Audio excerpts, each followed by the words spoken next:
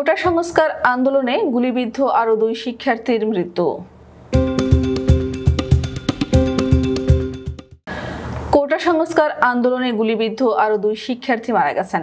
আজ শুক্রবার ভোর 4টার দিকে মারা যান রাজধানীর রামপুরা এলাকায় গুলিবিদ্ধ ছাত্র ইমতিয়াজ আহমেদ ডালিম ও বৃহস্পতিবার দিবাগত রাত 2টার দিকে মারা যান যাত্রাবাড়ী রায়েরবাগে গুলিবিদ্ধ মাইনুদ্দিন।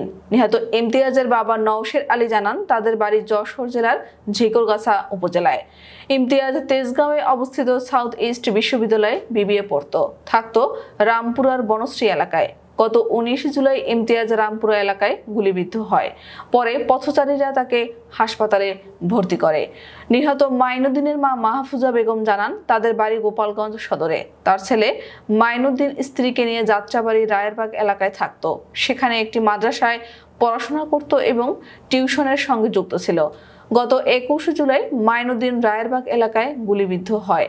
ঢাকা মেডিকেল কলেজ হাসপাতালের পুলিশ ক্যাম্পের পরিদর্শক মোহাম্মদ বাচ্চু মিয়া ইমতিয়াজ ও মাইনুদ্দিনের মৃত্যুর বিষয়ে নিশ্চিত করে জানান, নিহত ইমতিয়াজ উরুতে 2টি ও মাইনুদ্দিন পিঠ ও গলায় গুলিবিদ্ধ হয়।